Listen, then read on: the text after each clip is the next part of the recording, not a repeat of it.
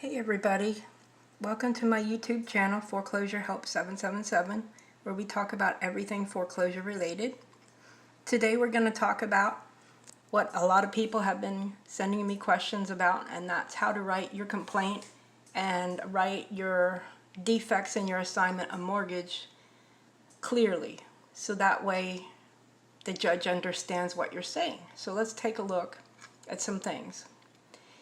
Now, assignments of mortgage are a lot of times they're defective, and we're going to look at what that looks like. So let's look first of all at a case I think everybody should read, Glaski versus Bank of America. And this is a case that says, the summary, holding that where a trustee of a securitized trust accepts a note and mortgage after the date the trust closed, the acceptance is void under New York trust law. Okay, so let's look at that for a minute. Let's look at the big takeaway from Glaski. And I made some notes for you guys so you can follow along. Basically, Glaski's theory that the foreclosure was wrongful is based on, one, the position that paragraph 22 of the Glaski's deed of trust authorizes only the lender, beneficiary, or its assignee to accelerate the loan after default and elect to cause the property be sold, and the allegation that a non-holder, the deed of trust, rather than the true beneficiary, instructed California reconveyance to initiate the foreclosure.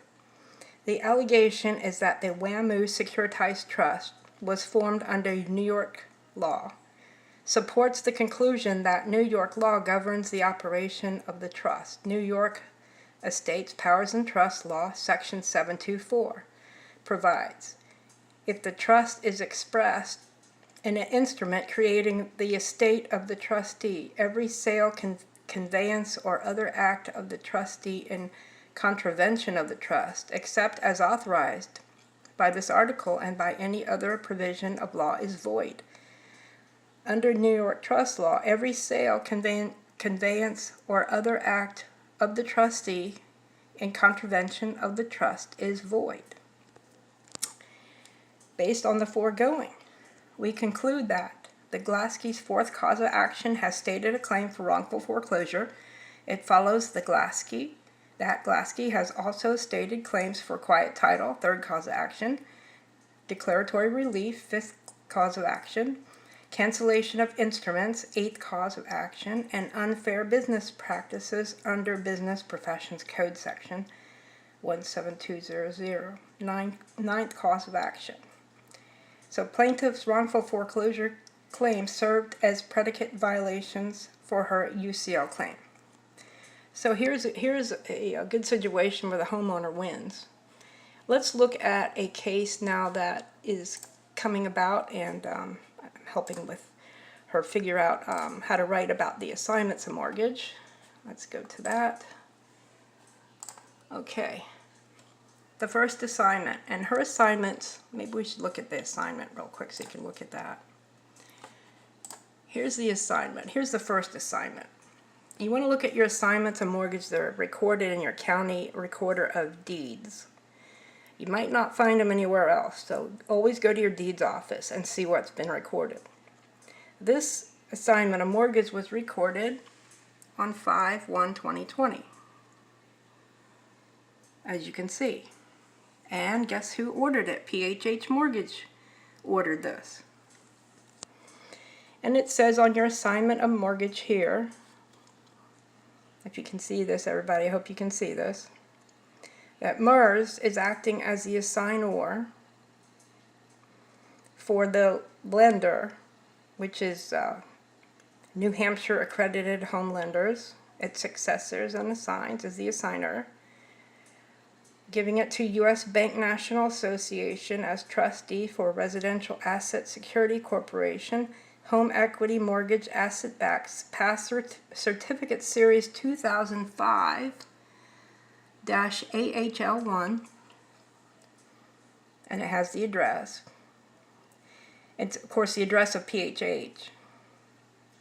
So here's where we need to talk about this assignment now. Let's look at that. The first assignment of mortgage is defective for the following reasons. On the date of the assignment, May 1st, 2020, the assigner, MERS, as nominee for New Hampshire accredited home lenders did not exist. On the date of the assignment, May 1st, 2020, the assignee, U.S. Bank National Association, as trustee for the RASC Series 2000, we're going to just call it RASC Series, it's easier than saying all that, 2005 AHL1. They did not exist. The assigner, New Hampshire accredited home lender, ceased to exist June 4, 2007, when its parent company, Accredited Home Lenders, were bought out by Lone Star for $400 million. U.S. Bank National Association, as trustee for the RASC Series 2005, ceased to exist on June 3, 2011 via detailed company information report with the SEC. A copy of this report is attached hereto as Exhibit F. The first assignment is thus fatally defective in that both the assigner and assignee did not exist, so neither could assign this to the other. If the first assignment is defective and void, the first assignment is thus fatally defective that both the assigner and assignee did not exist, so neither could assign this to the other. If the first assignment is defective and void, the second assignment and any assignments filed down line after the first assignment are also defective and void. The pooling and servicing agreement, hereinafter PSA, for this trust states that the closing date was on or about September 29th of 2005, which means that no loans can enter the trust after that date. And so you remember that this assignment was filed in 2020. And like the Glasky case, it's void. So let's look at the second assignment. The second assignment of mortgage, Exhibit D, is defective for the following reasons. On the date of the assignment, November 15, 2023, the assigner, U.S. Bank National Association, as trustee for residential asset-backed pass-through certificates did not exist. Okay. On the date of the assignment, November 15, 2023, the assignee, U.S. Bank Trust Company, as trustee for the successors and interest U.S. Bank, as trustee for it's the same trust basically, did not exist. The pooling and servicing agreement for the RASC Series 2005 AHL1 states exactly how a proper assignment is made accordingly.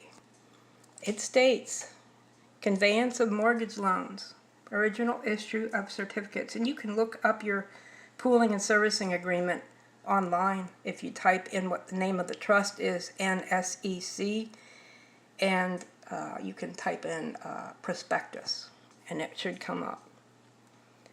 And then it basically says that the depositor, concurrently with the execution and delivery thereof, does hereby assign to the trustee without recourse all the right, title, and interest of the depositor in and to the mortgage loans, including all interest and principal received on or with respect to the mortgage loans after the cutoff date, other than payments of principal and interest due on the mortgage loans in the month of September 2005, and all proceeds of the foregoing. In addition, on the closing date, the trustee is hereby directed to enter into the swap agreement on behalf of the trust fund with the swap counterparty. Okay, and so basically what we did was we found where it shows all this information on the actual PSA. So we could copy and paste it here on the actual complaint.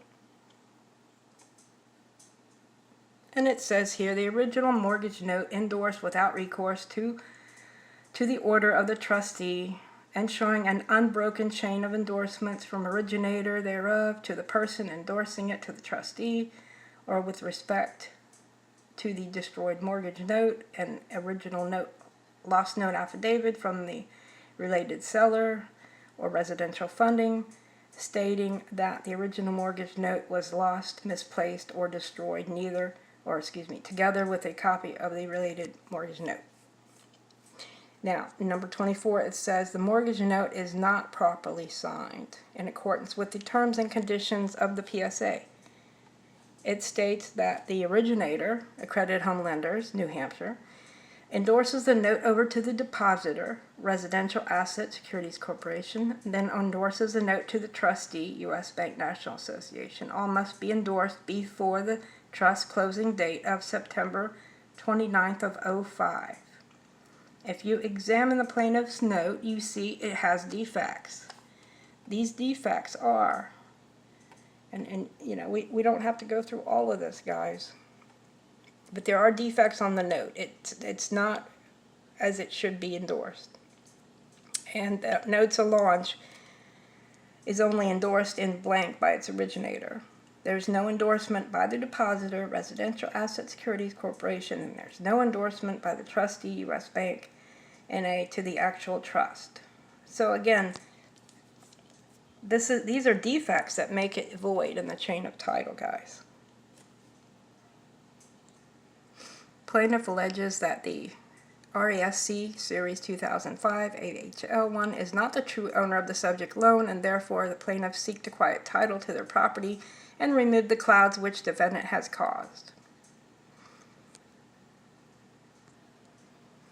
Okay, guys, I hope I helped you all understand how to write that information so it makes sense as far as if you have defective assignments of mortgage.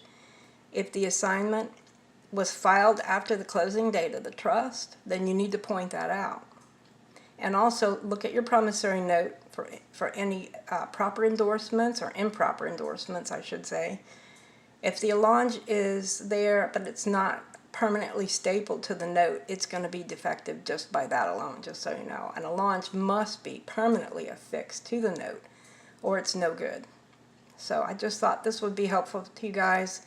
If you have any questions about assignments, send me an email. My email address, foreclosurehelp777@gmail.com. It's spelled just like this. And I'll try to answer your questions, or you can come to my Facebook page, which is called Foreclosure Help 777, and join us where we all talk about how we can defeat the bank with their fraudulent foreclosures. And so I hope this is very helpful to you guys, and I hope everybody has a blessed day.